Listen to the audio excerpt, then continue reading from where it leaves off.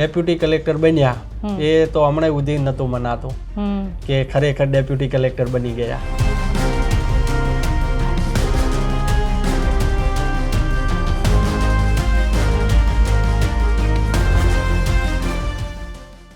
ચંપલ જેવી વસ્તુ પણ અમારે નથી, એટલે અળવાણા પગે અમે ચાલતા ચાલતા જતા. અને માધ્યમિકમાં ગયા તો ફીનો પાછો 526 રૂપિયા ભરવાના હતા, તો એ પણ પૈસા નહોતા, એટલે ભણવાનું છોડી દીધું. જીવનનો એક સમય તમે એવો કહ્યો કે જ્યારે સ્કૂલ પૂરી થશે એવી પણ આશા ન હતી.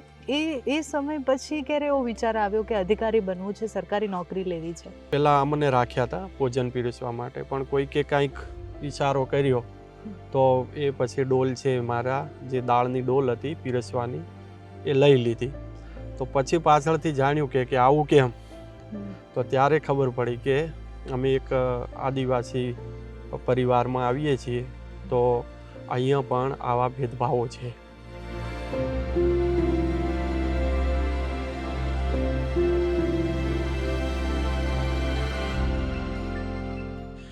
જેમ માટલાને વ્યવસ્થિત રીતે તપાવીને એને મજબૂત બનાવીએ, એમ આવી વિષમ પરિસ્થિતિમાંથી નીકળ્યા હોઈએ તો આપણે ખરેખર એ પરિસ્થિતિ જોયેલી હોય એટલે આપણને બધો ખ્યાલ આવી જાય, અને એના લીધે આપણું મન છે મજબૂત બનતું હોય છે.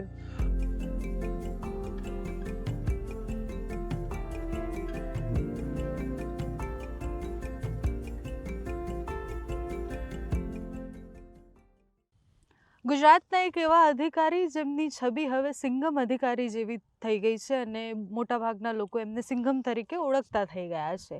ક્યારેક ખનન માફિયાઓ સામે આવતા હોય તો ક્યારેક ગેરકાયદેસર જ્યાં દબાણ હોય ત્યાં જતા હોય, અને એ એમની જે રીતના કામ કરે છે એ કામના રીતના કારણે આખા ગુજરાતના ચર્ચાના કેન્દ્રમાં આવ્યા છે.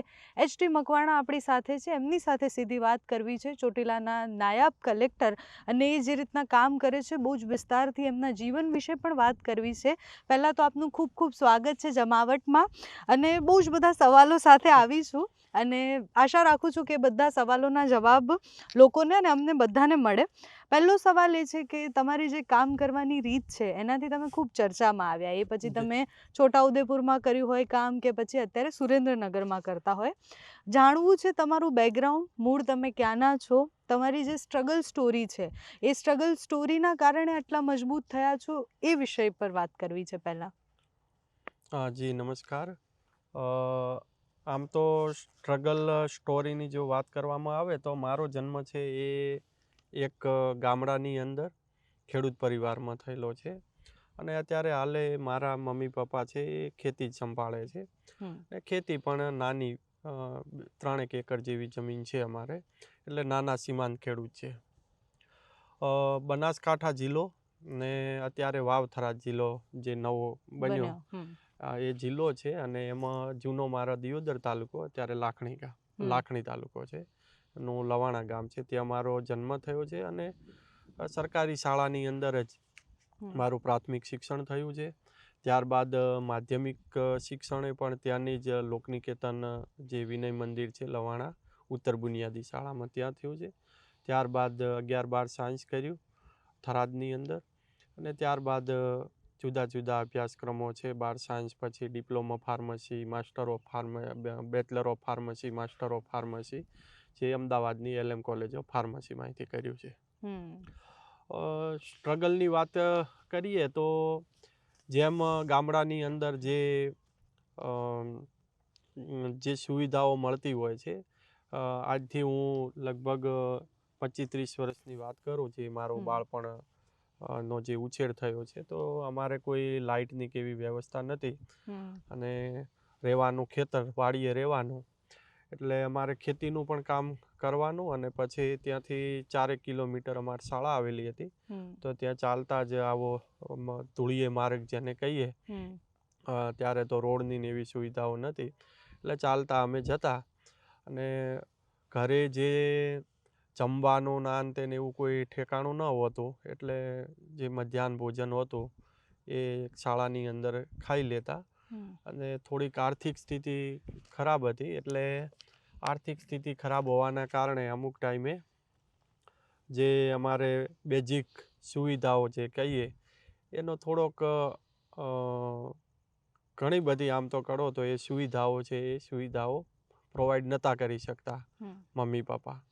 એટલે ચંપલ જેવી વસ્તુ પણ અમારે નથી, એટલે અળવાણા પગે અમે ચાલતા ચાલતા જતા. અને ઉનાળાનો જ્યારે તડકો હતો તો ત્યારે જે પગે બળતરા થાય, એટલે કે પગે જે આપણને અળવાણા પગે ચાલીએ તો આપણને ખબર છે કે પગની અંદર આપણને તડકાના લીધે છે પગ બળે.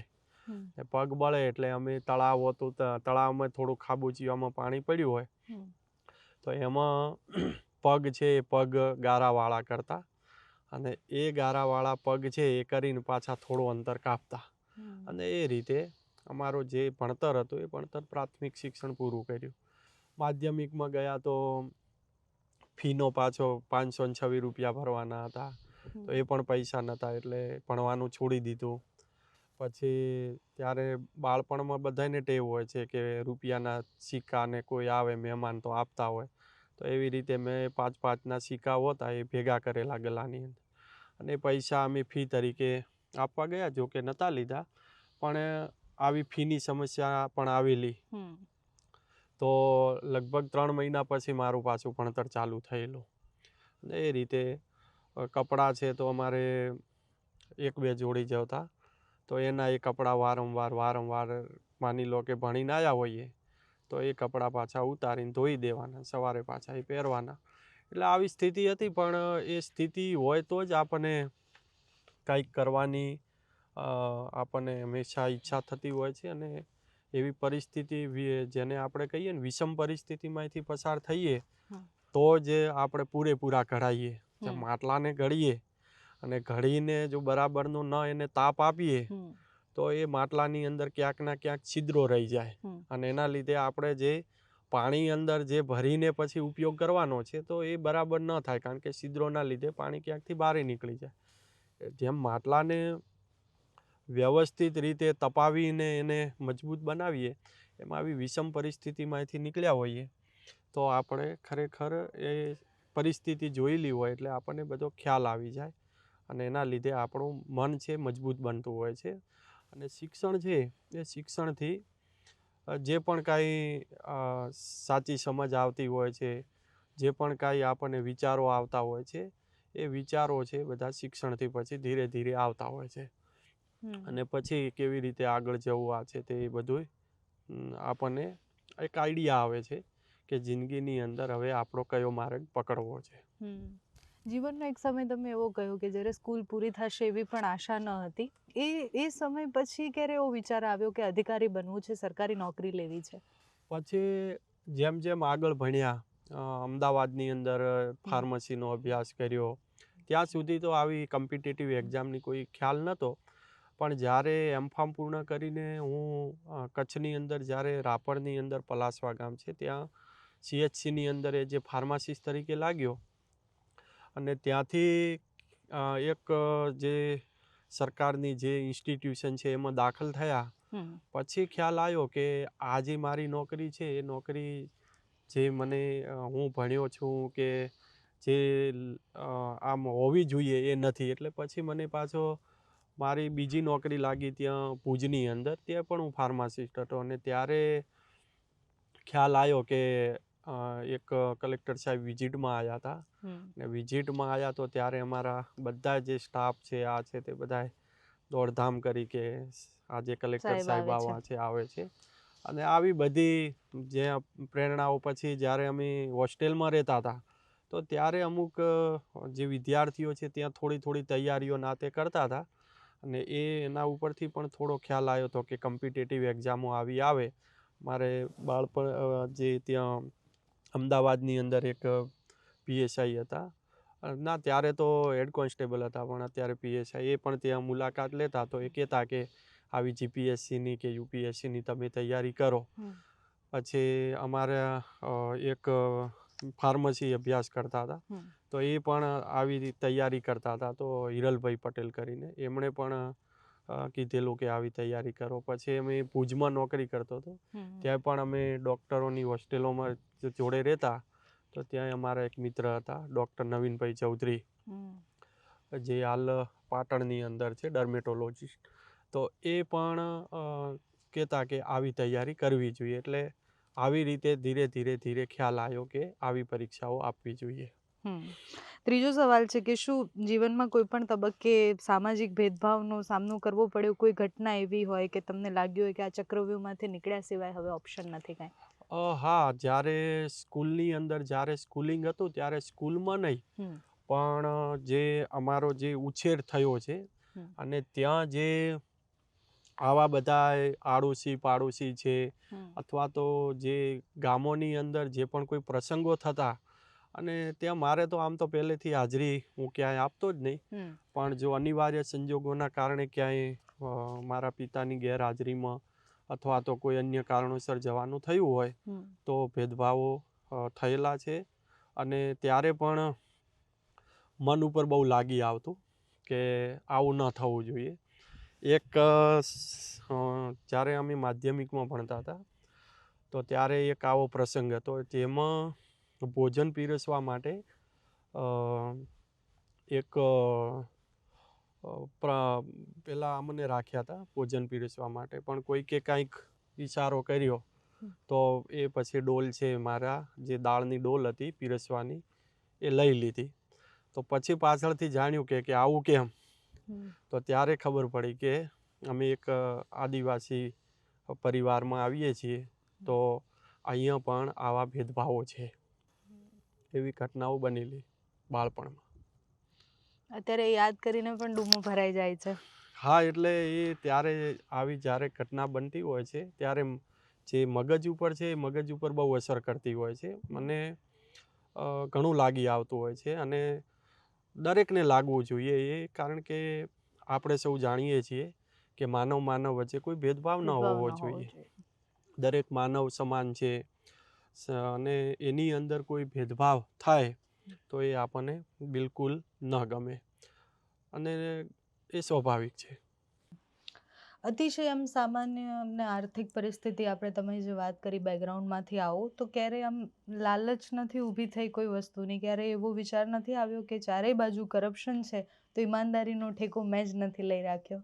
ના, એવો તો ક્યારેય એટલા માટે વિચાર ના આવે, કારણ કે એ વસ્તુ લોહીમાં જ નથી. અમારા જે ત્યાંથી જે હું પરિવારમાંથી આવું છું, ભલે ગામ છે, હાવ ગામડું છે, ભલે મારા મા બાપ અભણ છે, આખો અમારો પરિવાર અભણ છે, બરાબર છે, પણ એ જે સંસ્કાર મળ્યા છે જે, અને બાળપણથી કે ભાઈ આપણે આપણા પેટ માટે કોઈનું અણહકનું લેવું નહીં, કોઈનું છીનવી નહીં લેવું, ભલે આપણે ભૂખ્યા રહીએ પણ એ વસ્તુ નહીં કરવાની, ક્યારેય નહીં એટલે નહીં. અને ઘણીવાર અમે ખુદે પણ અમે ખૂબ ભૂખ વેઠી છે. અત્યારે હાલે હું 5 દાડા ભૂખ્યો રહી શકું, કારણ કે મને એ મળે ન મળે કાંઈ ફરક નથી પડતો. અમે પરીક્ષાની તૈયારી કરતા ત્યારે ગોપાલનું પડીકું ખાઈ લેતા ખાલી, અથવા ખીચડી બનાવી લેતા. એટલે આ બધાએ બાળપણની અંદર તો સંસ્કારોનું સિંચન થયેલું છે. અને એના પછી ભણ્યા પછી એ ખબર પડી કે જે પણ કોઈ વસ્તુ ખોટી હોય એ વસ્તુ ક્યારેય આપણે ન કરવી જોઈએ. કાયદાઓ તમે જોશો તો જેટલા કાયદાઓ બનેલા છે એ દરેક ખોટી વસ્તુને પ્રિવેન્ટ કરે છે અથવા પ્રોહિબિટ કરે છે. દારૂ પ્રોહિબિશન છે તો દારૂથી નુકસાન જ છે. પછી તમાકુ છે, પ્લાસ્ટિક છે, કુરિવાજો છે, બ્લેક મેજિક છે, આ બધા કેમ પ્રોહિબિટેડ છે? અમુક એક્ટિવિટી છે પ્રોહિબિટેડ, અમુક વસ્તુઓ છે, તો એ પ્રમાણે કરપ્શન પણ ન જ કરવું જોઈએ. એટલા માટે કે ભાઈ એના લીધે એ જે ભ્રષ્ટાચાર છે એના લીધે જેમ ઉધઈ આખું કેમ લાકડું ખાઈ જાય અને પોલું બની જાય, એમ સિસ્ટમ ઓલા જે આ કરપ્શનના લીધે છે એ આખી સિસ્ટમની અંદર અને લોકોના જે અધિકારો જે મળવા જોઈએ એ ક્યાંક ને ક્યાંક એ છીનવાઈ જાય. એટલે આપણું એક પેટ ભરવા માટે બીજાના પેટો ક્યાંક ભૂખે રહેવું પડે લોકોને. એટલે આ પેટ છે, આ પેટમાં એક પણ દાણો છે એ દાણો ક્યારે અણહકનો ન જવો જોઈએ, આપણી મહેનતનો જવો જોઈએ, એવું મારું પહેલેથી માનવું છે. ઘણીવાર મારે કોઈ મને પૂછે કે તમે ખાવા ખાધું છે હમ તો ખાઈ લો, તો હું ન ખાતો, બરાબર, કારણ કે એ મારા હકનું નથી. એટલે હું ભૂખ સહન કરી લઉં, પણ કે ના મને અત્યારે કોઈ ભૂખ નથી એમ કરીને હું અવોઇડ કરી દઉં. કારણ કે એ દાણો જો ક્યાંક પેટમાં જાય આપણા, અને એના લીધે કોઈની એહસાનમાં આવવું અને ક્યાંકનું ક્યાંક ખોટું કરવું પડે, પગલું ભરવું પડે, હમ એના કરતાં અવોઇડ કરવું સારું. હમ એટલે એ લોહીમાં જ નથી. એટલે લાલચ તો શું, તમે લાલચનું કહો છો, પણ અહીંયા એવો વિચાર, જો અમે તો ઘણી વાર મેં કીધેલું છે કે એવો જો વિચાર આવે ને તો મને મારું મૃત્યુ વાલું છે. હમ એવો કોઈ વિચાર આવે તો એ દિવસથી જ આપણો અહીંયા જે રહેવું જ ન જોઈએ. એવો વિચાર પણ સુદ્ધા આવે તો, પણ એ શક્ય જ નથી, એ ક્યારે વિચાર ન આવી શકે. ખનન માફિયાઓ સામે કાર્યવાહી કરો ત્યારે ખાણમાં કામ કરતા અને અનેકવાર જે કમોતે મરતા જે મજૂરો હોય છે, એ મજૂરો માટેનો વિચાર આવ્યો, એમના માટે શું કર્યું? એવી મજબૂરી જે જીવનમાં હોય છે, જે જોખમમાં નાખી, અને તમે જે હમણાં જ મને બતાવી કે આટલી ઊંડી ખાણ હોય છે, એ લોકોની સ્થિતિમાં બદલાવ ક્યારે આવશે? પહેલાં તો અહીંયા જે મજૂરો આવતા હતા એ ગુજરાતના મજૂરો નહોતા, એ બધા પરપ્રાંતીય હતા મજૂરો. પરપ્રાંતીય એટલે કે મધ્યપ્રદેશના જાંબુઆ છે, અલીરાજપુર છે, ધાર વિસ્તાર છે, એ બધા વિસ્તારોમાંથી આ મજૂરો અહીંયા આ જે ગેરકાયદેસર જે કોલસાનું ખનન પ્રવૃત્તિ થાય છે ત્યાં આવતા હતા. અમે દરેકે દરેક જેટલી અમારી અનેક રેડો પાડી, એ રેડોની અંદર જ્યાં લાઈવ કૂવાની અંદર, જે અંદર અમે જ્યારે રેડ પાડીએ ત્યારે કૂવા તો ચાલુ જ હોય, રેબિટ હોલ, તો મજૂર તો અંદર જ હોય. એક કૂવામાં 10-10, 12-12 મજૂર કોલસો કાઢતા હોય. તો એ મજૂરોને બહારે કાઢી પછી અને એમને સમજૂત કરીએ. સમજૂતીની અંદર પહેલું શિક્ષણ ઉપર જ ભાર આપીએ કે ભાઈ અમારી પરિસ્થિતિ જ આવી જ હતી, અમે પણ એક ગરીબ પરિવારમાંથી જ આવીએ છીએ, બરાબર. અત્યારે હાલે મારા મમ્મી પપ્પા એ ઘરનું ખેતી જ કરે છે, બરાબર છે. તો એ સારામાં સારું બાબત છે. તમારે પણ શિક્ષણ મેળવવું જોઈએ. જે મોટી ઉંમરવાળા હોય એમને અમે કહીએ છીએ કે તમે જ નથી ભણ્યા, તમારા દીકરા દીકરીને ભણાવો. અને જે છોકરા નાના હોય છે, બચ્ચાઓ હોય છે, આ છે, તો એમને કહીએ છીએ તમે શાળાએ જવાના દિવસો છે, અહીંયા ગેરકાયદેસર પ્રવૃત્તિ ન કરાય. તો એ રીતે પછી એમ કે અમારી સાહેબ મજબૂરી છે, અહીંયા પૈસા થોડા વધારે આપે છે. તો વધારે પૈસા આપે છે એટલે શું આપણા મોત આપણે વાલું કરવાનું છે? વધારે કોઈ 50-100 રૂપિયા આપે તો શું કૂવામાં આપણે પડવાનું? આમાં કેટલું જોખમ છે તમને ખબર નથી. કારણ કે આ જે એક સોફ્ટ રોક છે, પછી વિસ્ફોટક પદાર્થનો ઉપયોગ કર્યો હોય, એટલે એ બધાય કેમિકલ ને બધું, હા, એના લીધે એ બધું આખું જર્જરિત પેલું થઈ ગયું, છૂટું પડી ગયું હોય. એ પડ જે હોય આખું, એ પડ એ છૂટું પડી ગયું હોય, ગમે ત્યારે પડે અને સીધા દબાઈ જાય. એટલે એ તમને આ પરિસ્થિતિની ખબર છે? તો કે ના, મને એવું ખબર નથી. એટલે મજબૂરીની સાથે સાથે અજ્ઞાનતા છે કે અહીંયા શું રિઝલ્ટ આવવાનું છે. કારણ કે કોઈ પણ ઘટના બને છે, ગાડી 150 લઈને કે 120ની સ્પીડે જતા હોઈએ, તો ત્યારે તો એમને તો જે ચલાવવા વાળા હોય છે તે તો એમને નથી કે આવું થવાનું છે. પણ અચાનક એક્સિડન્ટ થાય કે ડિવાઈડર જોડે ભટકાય ત્યારે ખબર પડે કે આપણી બેદરકારી હતી. એટલે અહીંયા પણ એવું થઈ રહ્યું છે કે એમને ખબર નથી કે અમે કઈ ખાણોમાં કામ કર્યા છે અને અહીંયા શું રિઝલ્ટ આવવાનું છે. એ બાબતો બધી અમે કરીએ છીએ અને એમ સમજૂત કરી અને એ બધા પરપ્રાંતીય મજૂરોને લગભગ 20-22 હજાર મજૂરો, એવો કંઈ અમે 1 to 1 ગણતરી નથી કરી, પણ આ જે બધા કૂવાઓ લાઈવ હતા એના પરથી જે 10-10, 12-12 જે મજૂરો કામ કરતા હતા, 20-22 હજાર મજૂરો અમે સમજૂત કરીને રવાના કર્યા છે. ક્યારે કોઈ પ્રલોભન કે ધમકીઓ મળી? ના, એ પ્રલોભન એ તો એકવાર જ્યારે શરૂઆતમાં હોઈએ ત્યારે બધા કહેતા હોય કે મારે આ છે, મારું આ હોટલો છે, મારે આટલું આમ છે, સાહેબ આવજો, આ છે, તે છે, બરાબર. એ બધા પ્રલોભન આવતા હોય શરૂઆતની અંદર, પણ અમે શાંતિથી જ કહીએ કે ભાઈ એ મારો વિષય નથી. મને તો અહીંયા જે સરકારે ફરજો સોંપી છે એ નિષ્ઠાવાનપૂર્વક નિભાવવાની છે. ને સરકારના જે વર્તણૂક નિયમો છે એની અંદર 3 શબ્દો બહુ મહત્વના છે. બીજું કાંઈ વિશેષ ન કરો તો પણ એ જે 3 શબ્દો છે એટલાનું અધિકારી તરીકે કર્મચારી તરીકે જો પાલન કરો તો એમાં બધું જ આવી જાય. સરકારી કર્મચારી હંમેશા પ્રામાણિક હોવો જોઈએ, હંમેશા લખ્યું છે એમાં પ્રામાણિક હોવો જોઈએ એવું નથી લખ્યું, હંમેશા પ્રામાણિક હોવો જોઈએ. ધેટ મીન્સ કે રાત્રે પણ પ્રામાણિક, દિવસે પ્રામાણિક. બરાબર છે, હંમેશા શબ્દ ઓલવેજ. બરાબર, એટલે બધો સમય આવી ગયો પ્રામાણિક રહેવું જોઈએ. સરકારી કર્મચારીએ એમને જે ફરજ નિભાવવાની છે એ નિષ્ઠાપૂર્વક નિભાવવી જોઈએ. બરાબર છે. અને ત્રીજો છે, સરકારી કર્મચારી અધિકારીએ એ સરકારને ન સાજે અથવા એને ન સાજે તેવું કોઈ વર્તન ન કરવું જોઈએ. એટલે દરેક બાબતે બોલવામાં, ચાલવામાં, કપડાં છે, જાહેર જીવનમાં છે, એ એવું કોઈ વર્તન એવું નથી કરવાનું કે જેથી કરીને એક સરકારી કર્મચારીને ન શોભે કે અધિકારીને ન શોભે. કોઈ અધિકારી છે, કોઈ માની લો કે એ રીતે કોઈ અભદ્ર ભાષામાં બોલે તો એ સ્વાભાવિક છે, ન શોભે, કારણ કે એટલી અપેક્ષા હોય છે કે આવા શબ્દો ન વાપરવા જોઈએ. અને એ જ સરકારે કીધું છે. તો આ 3 તો ગોલ્ડન રૂલ બની ગયા. બીજા નિયમો તો છે જ, ઘણા બધા છે, પણ આ 3 નિયમો છે એ પણ ગોલ્ડન રૂલ છે. એટલે આવા નિયમો છે એ સરકારે એટલા માટે બનાવેલા છે કે જેથી કરીને અહીંયા આપણે પ્રશાસન, શાસન વ્યવસ્થાઓ બધી ઊભી કરી છે કે જે એ ઓર્ડરલી ચાલવી જોઈએ. એકદમ વ્યવસ્થાઓ જે ઊભી કરી છે એ વ્યવસ્થાઓ છે એ બધી વ્યવસ્થાઓ સુવ્યવસ્થિત ચાલવી જોઈએ. અહીંયા વહીવટ થાય છે સરકારી કામોનો બધો. એટલે એ વહીવટ જે શબ્દ છે, એ વહીવટ શબ્દ પણ એક બહુ મોટો બ્રોડ છે કે એની અંદર દરેક પ્રકારની બાબતો કેવી રીતે પદ્ધતિસર એની પ્રોસિજર ફોલો કરીને કરવાની છે.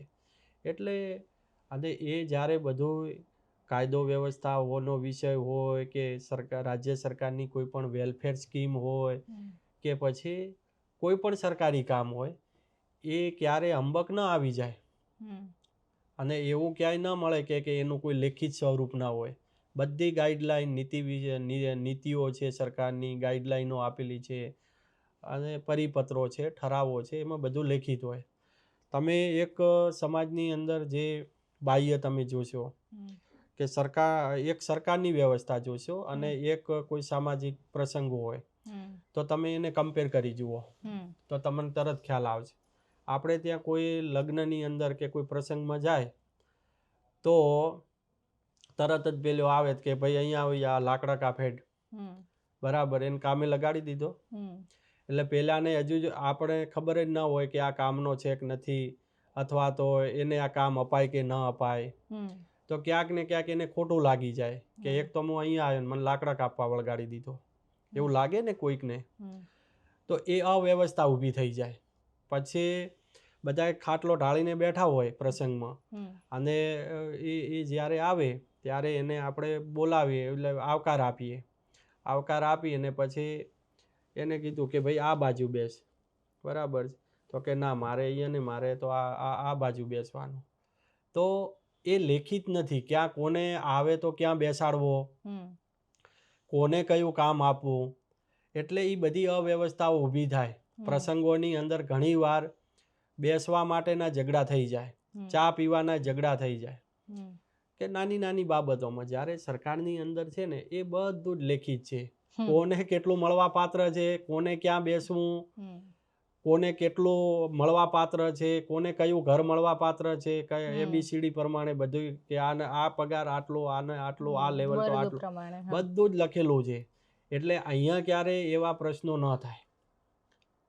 બરાબર, એટલે આ બધી વ્યવસ્થાઓ છે ને એ જળવાઈ રહે છે. એટલા માટે જ આ ઇસ્યુ આવા ન આવવાનું કારણ શું છે કે અહીંયા તો હત્યાવી ડિપાર્ટમેન્ટ છે. બધા અધિકારી આવે તો એકબીજા જો એમ કે મને અહીં બેસાડ, મને આ છે તે, તો અવ્યવસ્થા. પણ એના માટે બધા જ નિયમો છે. રાજ્યોમાંથી બીજા સ્ટેટ ગેસ્ટો આવતા હોય તો એમને પણ કેટલા માણસોને આપણે સુવિધાઓ પૂરી પાડવાની છે, કેટલી સુવિધાઓ એમને પણ આપવાની છે, ભોજન આપવાનું થાય છે કે નથી આપવા, બધું વ્યવસ્થાઓ છે સરકારની અંદર.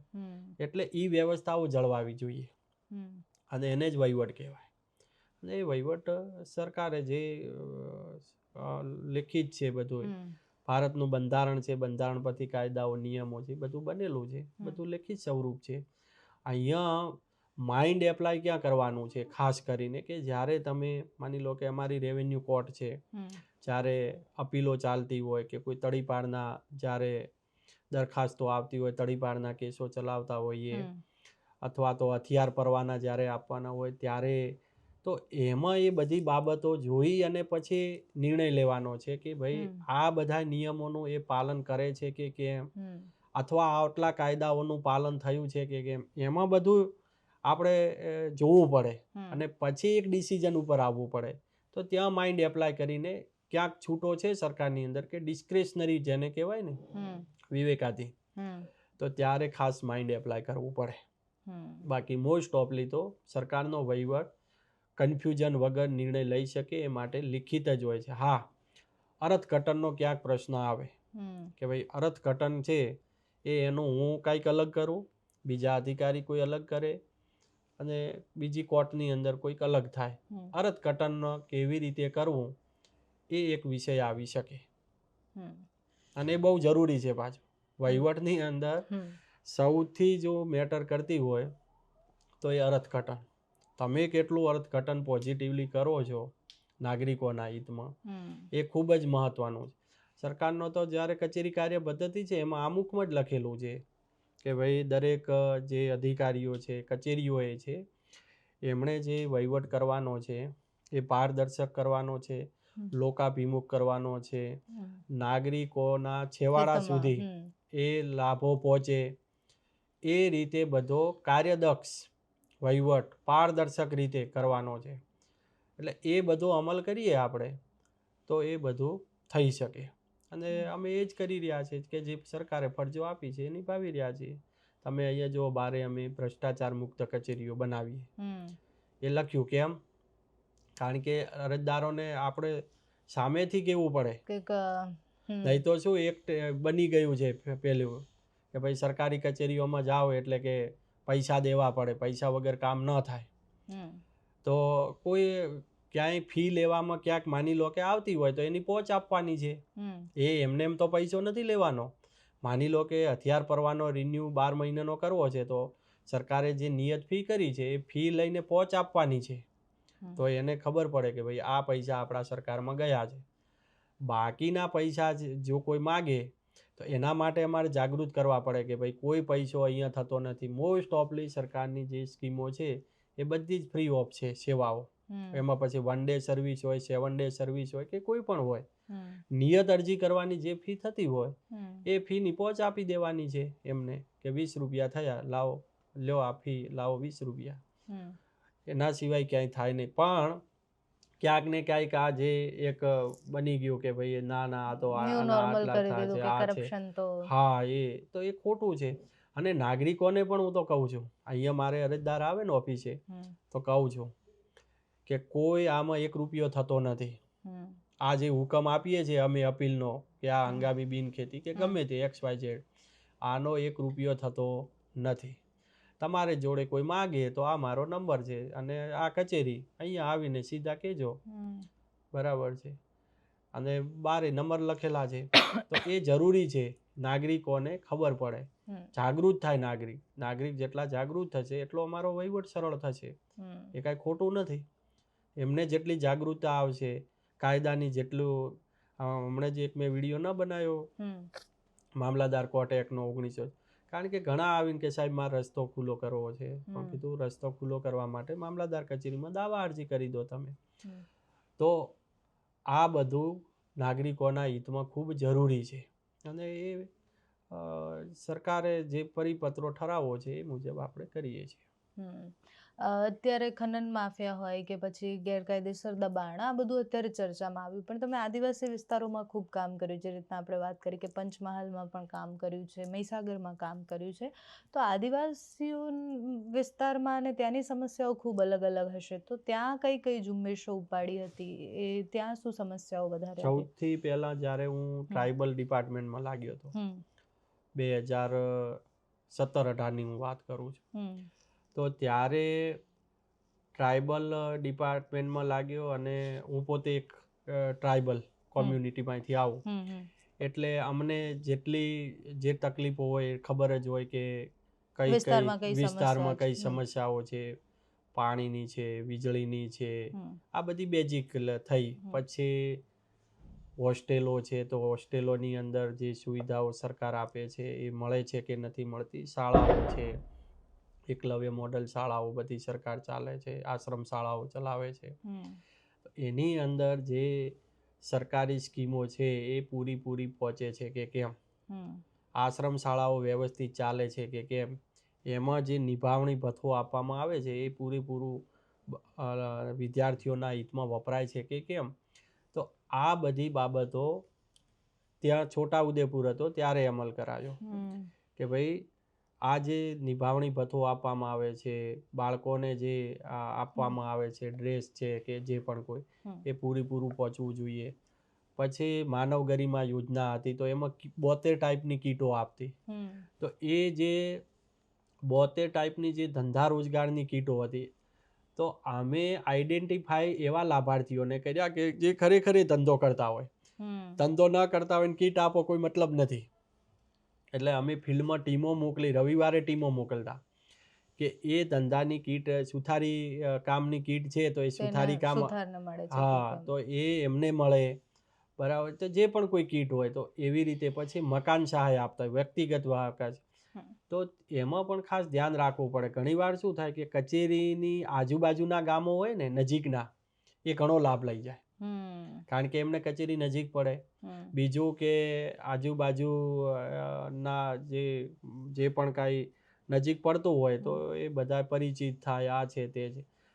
મેન વાત છે છેવાડાના ગામો, કે જેમને એક તો આવવામાં પણ તકલીફ છે, એટલા દૂરથી ભાડું ભરીને આવવું. તો એવા ગામોની અંદર અમે ટીમો મોકલતા કે ભાઈ અત્યાર સુધી કઈ સ્કીમોનો લાભ નથી મળ્યો. અને એ પછી અમારી કચેરીમાંથી જેટલું કરી શકાય એ અમારી કચેરીને, બાકી સંબંધિત વિભાગને અમે ધ્યાને મૂકતા. પંચમહાલની અંદર હું 2 પોસ્ટ ઉપર રહ્યો. એક તો ડેપ્યુટી DDO તરીકે રહ્યો અને એક જિલ્લા પુરવઠા અધિકારી તરીકે રહ્યો. તો બંનેની અંદર ડેપ્યુટી DDO તરીકે જે મારે 4 બ્રાન્ચો મેન, જે અમારી જે મેન હતી એ બધી મહેકમ છે, મહેસૂલ છે, વિકાસ છે, પંચાયત છે, અને ઓવરઓલ આખું જિલ્લા પંચાયતની જેટલી બીજી શાખાઓ છે એનું સુપરવિઝન. તો ઘણી બધી જે સ્કીમો સરકારની હતી અને વિકાસના જે કામો હતા, અત્યારે હાલે તમે અમારી વખતે જે ખરીદી થઈ છે એ ટેન્કર 93 ટેન્કર ખરીદ્યા હતા, તો અત્યારે હાલે તમને એ ટેન્કરો ત્યાં જોવા મળશે. એટલે આવી જે પંચાયતોની અંદર જે ગ્રાન્ટો નાણાં પંચની છે એ વપરાય. પછી રોડ હોય, રસ્તા હોય, એમાં જે ગ્રાન્ટ મળે છે એ ગ્રાન્ટ પૂરેપૂરી વપરાવી જોઈએ અને મજબૂત કામ થવું જોઈએ. અને લોકોને ખબર પડે એટલે માટે અમે વ્યવસ્થિત ત્યાં તકતીઓ બનાવી હતી. અને એમાં જોગવાઈ જ છે તકતી બનાવવાની. કોઈ પણ ગ્રાન્ટ હોય ને એમાં જ હોય છે કે ભાઈ આવી તકતી તમારે બનાવવાની, અને વધારે તમારે એડ કરવું હોય તો જે તે અધિકારી સૂચના પ્રમાણે કરવાનું. તો અમે કામનું નામ, કામની વિગત બધી, કયા વર્ષમાં બન્યું, કઈ યોજનામાં બન્યું, કેટલા રૂપિયા એની અંદર ખર્ચ થયા, વરસ, બધું જ લખતા હતા, જેથી નાગરિકોને એક ખબર પડે કે આ કામ આ યોજનામાં આ વર્ષમાં થયું છે. એટલે પારદર્શી વહીવટ. અમારે અહીંયા દાખલા તરીકે RTIની અરજી આવતી જ નથી, કારણ જે હોય એ સામેથી લોકોને ખબર પડે છે કે ભાઈ અહીંયા આ કામ થઈ રહ્યું છે, એટલે RTI બંધ થઈ જાય. કોઈ RTI અમારા કચેરીમાં આવે નહીં. તો એ પણ અમારે ત્યાં એ અમલમાં મૂક્યું કે ભાઈ RTI હોય કોઈ તો અરજદારને શું માહિતી જોઈએ છે, એ તમને જે માહિતી જોઈતી હોય તમે આ શું રેકર્ડ જોઈ લો. અને બીજું કે જો તમારે એમાંથી કોઈ પેજ લેવું હોય તો તમે કોઈ લઈ જાઓ, અમને શું વાંધો છે. પ્રતિબંધિત છે એ ના આપી શકીએ, પણ બાકી તો બધું લઈ જઈ શકે છે. તો પારદર્શક વહીવટના બીજા ઘણા ફાયદા પણ છે, તો એ પણ અમે અમલમાં ત્યાં કરાયું. DSO તરીકે, જિલ્લા પુરવઠા અધિકારી તરીકે જે અનાજની ખાસ સમસ્યાઓ હતી, કે લોકોની ફરિયાદો નાગરિકોની હતી કે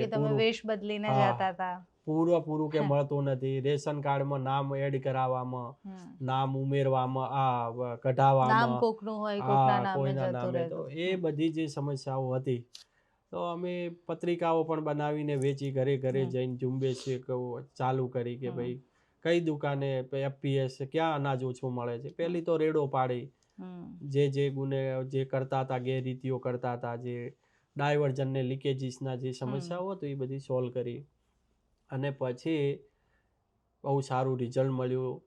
જે અનાજ પહેલાં જે મળતું હતું એનાથી જે સરકાર મેં કીધું ને કે વ્યક્તિ દીઠ 5 કિલો અનાજ મળે, એટલે 5નું કુટુંબ હોય તો 25 કિલો, એક મણને 5 કિલો અનાજ મળે, બરાબર. એટલે એ અનાજ પૂરેપૂરું મળતું થયું, ડાયવર્ઝન લીકેજીસ બંધ થઈ ગયું. 2 ગોડાઉન મેનેજર સામે અમે PBM કરીને જેલમાં મોકલ્યા હતા, ગેરરીતિ સામે આવી. તો આ બધું કર્યું. પછી ગેસ એજન્સીઓ, ગેસની બહુ સમસ્યાઓ, ત્યાં OTP બીજાને આપી દેવાના, પછી ગેસનું રિફિલિંગ કરવાનું, આમાંથી આમાં કાઢીને ઓછો કરી નાખે ગેસ. એ બધી ગેસ એજન્સીઓ તપાસી, એમાંથી ઘણીની ગેરરીતિઓ સામે આવી તો એમની સામે પગલાં લીધા, પેટ્રોલ પંપોની સામે પગલાં લીધા. તો આવી બધી જે પ્રવૃત્તિઓ હતી. પછી મધ્યાહન ભોજને પણ હવે તો ડેપ્યુટી કલેક્ટરની પોસ્ટ છે, જે મધ્યાહન ભોજન હતી એ મર્જ કરી દીધી, એ પણ DSOને આપી દીધી છે હવે, ઓવરઓલ આખું સુપરવિઝન, જિલ્લાનું સુપરવિઝન કંટ્રોલિંગ. તો એ સ્કીમની અંદર પણ અમે વિદ્યાર્થીઓને પ્રશ્ન પૂછતા જઈને કે તમને આજે શું મળ્યું, બરાબર, સુખડી કેટલી મળી, કારણ કે એમાં નાસ્તો પણ આવે અને ભોજન પણ આવે. તો ઘણીવાર એવી શાળામાં એવું પણ સામે આવે કે નાસ્તો ભોજન એક સાથે ન હોય, એનો ટાઈમ પીરિયડ અલગ અલગ છે.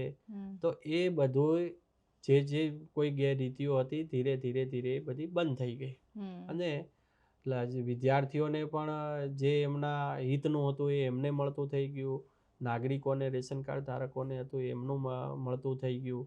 દૂધ સંજીવની યોજના હતી તો એમને પણ જે ક્યાંક નાની મોટી કચાશો હોય તો એ અમે અમલીકરણ કરાયું. એનો મતલબ એવો નહીં કે પહેલાં નહોતું પહોંચતું કરી દીધું, પણ ક્યાંક નાની ગેરરીતિઓ થતી હોય, ક્યાંક કોઈ ન્યુસન્સ હોય, ક્યાંક કોઈ એજન્ટો કોઈ સ્કીમના નામે ચરી ખાતા હોય, તો એ બધું જે ધ્યાને આવ્યું તો એમાં ઘણા બધા પરવાના રદ કર્યા, ઘણા બધા સસ્પેન્ડ કર્યા, અને 16 PBM પણ કર્યા, પ્રિવેન્શન ઓફ બ્લેક માર્કેટિંગ, કે જે અટકાયતી પગલાં, પાસા જેવો કાયદો છે, તો જેલમાં પણ મોકલ્યા, અને એ બધું કામગીરી કરી.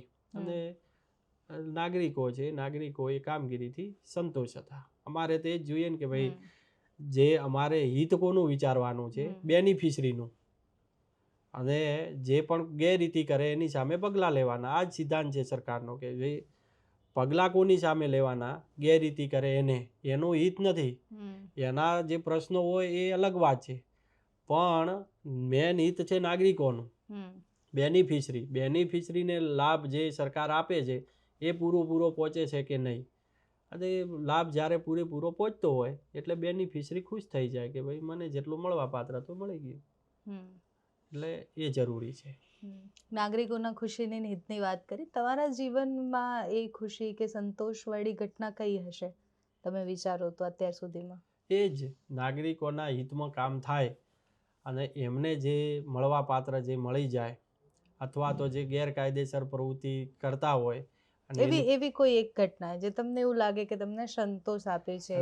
દરેક ઘટના મને તો સંતોષ જ હોય છે. એવી એક ઘટના તો હું સ્પેસિફાઈડ ના કરી શકું કે આ જ ઘટનાથી મને કઈ. અને હા, ડેપ્યુટી કલેક્ટર બન્યા એ તો હમણાં સુધી નહોતું મનાતું કે ખરેખર ડેપ્યુટી કલેક્ટર બની ગયા, બરાબર, કારણ કે એ કલ્પના કરી હોય, પણ રિયલની અંદર જે બનવું, કલ્પના તો બધાય કરી શકે છે, દરેકને હક અધિકાર છે કે મારે આ બનવું, આ છે તે છે, પણ એ જ્યારે રિયલ બનતા હોઈએ તો એની જે ખુશી હોય છે એ કાંઈક એની કોઈ ગણતરી જ ના થઈ શકે, બરાબર છે. જેમ ખનનની અંદર કે કેટલું નુકસાન થયું, તો ખનનની અંદર જે એન્વાયરમેન્ટને જે નુકસાન થયું છે એ કમ્પેન્સેશનથી પૂરું ના થઈ શકે. એની ગણતરી કરવા બેસીએ તો રૂપિયામાં ઓછી પડે. કોઈનો જીવ જતો રહે તો પછી એની કોઈ ગણતરી ના થાય કે કેટલા કરોડનું નુકસાન થયું. એ હવે એ બધી ઇરિવર્સિબલ પ્રક્રિયા છે કે એ માણસ જ હવે પાછો નથી આવવાનો. હવે એને કોઈ પૈસાથી બી બધું પૂરું ના થઈ શકે કે ગણતરી કરીને માની લો કે એને કોઈ કમ્પેન્સેશન મળ્યું છે. એટલે એ અમુક વસ્તુઓ એવી છે કે જેમાં એ કમ્પેન્સેટ જ ન કરી શકાય, એને કમ્પેર જ ન કરી શકાય. હમણાં એક બીજો વિડીયો પણ ખૂબ વાયરલ થયો હતો જેમાં ભાજપના જ પ્રમુખ હતા અને તમે એક ખનન માફિયાના ઘરે ગયા હતા એને ત્યાં દબાણનું કામ કરવા માટે, તોડવા માટે, અને એવું કહે છે કે માનવતા રાખી અને ઘર ના તોડો. આવી ઘટનાઓ બહુ જ બધી બનતી હશે જે નેતાઓ આવીને આવી રિક્વેસ્ટ કરતા હશે કે એવી. એમની અંદર છે ને અમે ઓલરેડી ટાઈમ આપ્યો જ તો, હમ અને એ આયા એ અમે એમને ઓળખતા નતા. એ વિનંતી કરી હતી કે આટલો પીરિયડ આપો, કીધું અમે ઓલરેડી પીરિયડ આપેલો જ છે. એટલે એ જે અને વાતે સાચી જ હતી, અને અમે ઓલરેડી પીરિયડ આપ્યો હતો કે એ એક માજીમાં રહેતા હતા ત્યાં. હવે એમને બીજું ઘર હતું કે નહીં, પણ રાત્રે એમને એ ખાલી કરાવીને રહેણાંક મકાન તોડવું કે અમારું પણ મન થોડું ન માને, કારણ કે અલ્ટિમેટલી માનવતા જેવું તત્વ તો દરેકમાં હોય જ. અને એમણે પણ એ જ વાત કરી હતી, બીજું એમાં કાંઈ ઇસ્યુ હતો નહીં. પછી એ કાર્યવાહી થઈ, એ કામ થયું કે ના? એમને હજુ બીજી તક આપેલી છે હવે, અને એ પાછું નોટિસ છે સિટી સર્વેમાંથી આપેલી છે, એટલે તક હજુ આપેલી છે. એ શિફ્ટ થશે પછી કાર્યવાહી થશે. ઓકે. લોકો સાથેનો અનુભવ તમારો કેવો રહ્યો છે? ઘણી બધી વાર ખોટું કરવા માટે બહુ બધા લોકો સામેથી આવીને લાંચ આપવાની ઓફર કરતા હોય, ઘણી બધી વાર એવું કહે કે તમે આટલા લઈ લો પણ કામ કરી આપો. તો એ અનુભવ કેવા રહ્યા છે? એની સાથે ડીલ કેવી રીતના કરે, મતલબ પ્રામાણિક અધિકારી હોય તો? શરૂઆતના તબક્કાની અંદર આ બધું બનતું હોય. જ્યારે શરૂઆતમાં જ્યારે પ્રોબેશન પીરિયડ મેં કીધો ને, એ પ્રોબેશન પીરિયડની અંદર જ આ બધું નક્કી થતું હોય કે કયા અધિકારી કેવા છે, કયા અધિકારી કઈ દિશામાં જશે, કે કેવો આ છે તે છે. શરૂઆતમાં જ એ મેસેજ જતો રહે, એક જગ્યાનો મેસેજ જાય એટલે બીજે ટ્રાન્સફર થાય ત્યારે ત્યાંના વ્યૂ ત્યાં મળી જાય. એટલે એ પ્રશ્ન અમારે ઉપસ્થિત જ ન થાય. શરૂઆતમાં તમારી જોડે આવા વીક પોઈન્ટ હોય તો એ ખોદીને લાવે કે સાહેબ ત્યાં તો આમ કરતા હતા. અમારી બાબતમાં એવું છે ને કઈ, એટલે અમારે અહીંયા એ પ્રશ્ન જ ના આવે કે કેટલા થાય ને શું ને, પ્રશ્ન આવે જ નહીં ક્યારે. અને આવે જ નહીં ને, અહીંયા ઓફિસમાં પગથિયે જ ના ચડે. પગથિયે ચડે જ નહીં. સાચો અરજદાર હોય, જેન્યુઇન હોય, અને જે કામો હોય એ આવે, એ બધા દૂર જતા રહે. છેલ્લો સવાલ છે, જીપીએસસી કરી એની પહેલાં ખૂબ બધી મહેનત કરી સરકારી નોકરી માટે, અને એ આખી સ્ટોરી તમારી અમદાવાદની જે સ્ટ્રગલની સ્ટોરી છે, મહેનતની સ્ટોરી છે. અત્યારે જે લોકો તૈયારી કરી રહ્યા છે જીપીએસસીની કે સરકારી નોકરી માટેની, એમને શું સલાહ આપશો? એમને કેવી રીતના આગળ વધવું જોઈએ? જે જીપીએસસીની કે યુપીએસસીની જે તૈયારી કરતા હોય એના માટે એક જ મહત્વનું છે કે કેટલા કલાક તમે વાંચો છો ને, એ ક્યાંય પ્રશ્ન પૂછાતો નથી. કે મેં 18 કલાક વાંચ્યું, તો એવો કોઈ પૂછતું જ નથી કેટલા કલાક વાંચ્યા છો. જેટલું વાંચીએ છીએ એટલું પરફેક્ટ અને કોન્સેપ્ટ એનો ક્લિયર થવો જોઈએ. ઘણી વાર મારે ખુદને એવું થાય છે કે જ્યારે આપણે શાળામાં શિક્ષણ લીધું હોય બાળપણની અંદર, જેને પ્રાથમિક શિક્ષણ કે માધ્યમિક શિક્ષણ, એ શિક્ષણના જે શબ્દો જે તે વખતે વપરાતા હતા ને આપણે જે એનો અર્થ કરતા હતા ને, એવા ખરેખર અર્થ જ ન થતા હોય. એવા ઘણા શબ્દો મેં કાઢ્યા છે બારે, અને એમાં લખ્યું છે. અમે મારા વિચારોનું રજિસ્ટર છે, અમારે વહીવટીમાં શું સુધારણા, એવા બધા રજિસ્ટરે મેં બનાવ્યા છે, તમે જોઈ શકો છો. તો એની અંદર આ લખ્યું છે અમે કે ભાઈ જે તૈયારી કરતા હોય એ તૈયારી કરતા હોય એ કોન્સેપ્ટ ક્લિયર હોવો જોઈએ. અને કોન્સેપ્ટ ક્લિયર હોય અને એને રિયલ લાઈફ સાથે મેચ કરવો જોઈએ. રિયાલિટી શું છે એમાં તો ઘણું બધું લખ્યું હોય, પણ એ ખરેખર રિયલ એનું અત્યારે શું ચાલી રહ્યું છે, રિયલ લાઈફ હોય એમાં ગમે તે નાગરિકો ગ્રામ્ય લેવલે કે શહેરી વિસ્તારોની અંદર ઇકોનોમીનો કોઈ હોય તો આજની શું સ્થિતિ છે એને કમ્પેર કરવી પડે. અને એ જો વાસ્તવિકતાને વળગીને રહો તો એ તમારું જે લખવાનું જે મૌલિકતા જે તમારામાં આવે ને, એ બીજી ક્યારે મૌલિકતા ના. તમે રટણ કરીને કોઈ પણ વસ્તુ છે એ લખી શકો, પણ એ એટલી અસરકારક ના હોય. એટલે જે પણ વાંચવું એ પરફેક્ટ વાંચવું, કોન્સેપ્ટ ક્લિયર કરવા, અને જે ટ્યુશન ક્લાસોની જે રાફડા ફાટ્યા હોય કે આ તે હોય, તો એની અંદર મેં ક્યારે કોઈ ટ્યુશન નથી લીધું. બરાબર. જે આપણી સ્પીપા છે, સરકારની જે સંસ્થા છે અમદાવાદની અંદર, એ સ્પીપાની અંદર જે સારા ક્લાસીસ સરકાર જ કરાવે છે એનો લાભ લેવો જોઈએ. એમનાથી પહેલાં ક્લાસીસોથી આ છે તે છે એવી ઘણા સારા હશે, એ મને અનુભવ જ નથી એટલે મારે બોલવું ન જોઈએ. પણ આવી સંસ્થાઓ જે સરકાર તરફથી ચાલે છે એનો મહત્તમ ફાયદો લાભ લેવો જોઈએ અને ત્યાંથી જે ગાઈડન્સ આપવામાં આવે છે એને ફોલો કરવું જોઈએ. અને અત્યારે તો યુટ્યુબ અને બધા જુદા જુદા તમે દેશ દુનિયાના જે પણ કાંઈ હોય એવા સારી માહિતીઓ અત્યારે તો અવેલેબલ છે. અમે તૈયારી કરતા હતા ત્યારે આટલું નહોતું ચલા. અત્યારે તો તમારે જે પણ કાંઈ જોઈએ કન્ટેન્ટ બધું જ મળ્યું રહે છે. અને એઆઈનો જમાનો આવી ગયો છે, ચેટ જીપીટી આવી ગયું છે, તો એનો મહત્તમ લાભ લઈ અને તૈયારીઓ કરવી જોઈએ.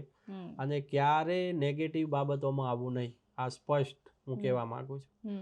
કારણ કે તૈયારી કરતા હોઈએ ને ત્યારે એક તો ઘણા બધા એવા અસફળ થયેલા ઉમેદવારો મળે કે અમે તો 7 વાર ટ્રાય આપ્યા, 9 વાર ટ્રાય આપ્યા, તો એ દૂર રહેવું જોઈએ.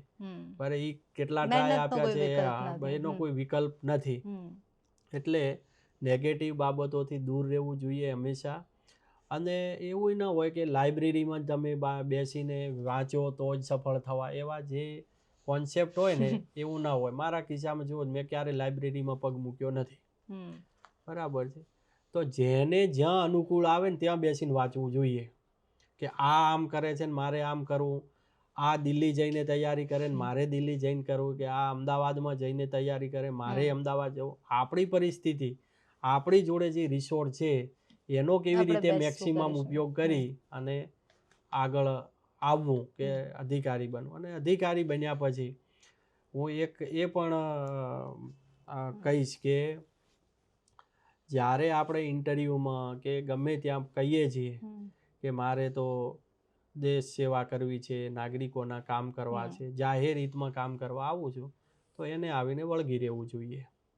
અને એ જ મેન હેતુ હોય છે. દરેક અધિકારી જ્યારે આવે છે ત્યારે જાહેર હિતને અગ્રિમતા હોય છે, સ્વહિત નહીં. સ્વહિત એટલે કે પોતાના હિત માટે અહીંયા નથી આવતા, અહીંયા જાહેર હિત માટે આવે છે. અને જાહેર સેવક છીએ, પબ્લિક સર્વિસ છે, આગળ બધે પબ્લિક લાગે છે. એટલે પબ્લિક એટલે નાગરિકો, નાગરિકોની સર્વિસ છે, તો એને વળગી રહેવું જોઈએ. થેન્ક યુ સો મચ, તમે આટલો બધો સમય આપ્યો એ બદલ અને આટલા બધા સવાલોના જવાબ આપ્યા એ બદલ પણ. અને આ આખી સ્ટોરી અને આખા ઇન્ટરવ્યૂ પછી જેટલા પણ સવાલો પૂછ્યા, એ જે ઇન્ટ્રોમાં જે કીધું હતું કે સિંઘમ તરીકેની છબી થઈ છે, પણ એ સિંઘમ પહેલાંનો જે સંઘર્ષ હતો એ જાણવો બી ખૂબ જરૂરી છે. કારણ કે એમને જે પહેલો જવાબ આપ્યો એ સંઘર્ષ અને સ્ટોરીથી ખબર પડે કે આટલી બધી મજબૂતાઈ ક્યાંથી આવે છે, આ વિચારો ક્યાંથી આવે છે, એક અધિકારી કેટલા પ્રામાણિક હોઈ શકે, એના પાછળ કેટલી બધી વસ્તુઓ હોઈ શકે, એના કામની પાછળ કેટલી વસ્તુઓ હોઈ શકે, એ બધું જ થોડું સમજવાનો પ્રયાસ કર્યો. તમને આ વિડીયો કેવો લાગ્યો, એચટી મકવાણાની સ્ટોરી કેવી લાગી, અમને જરૂર જણાવજો.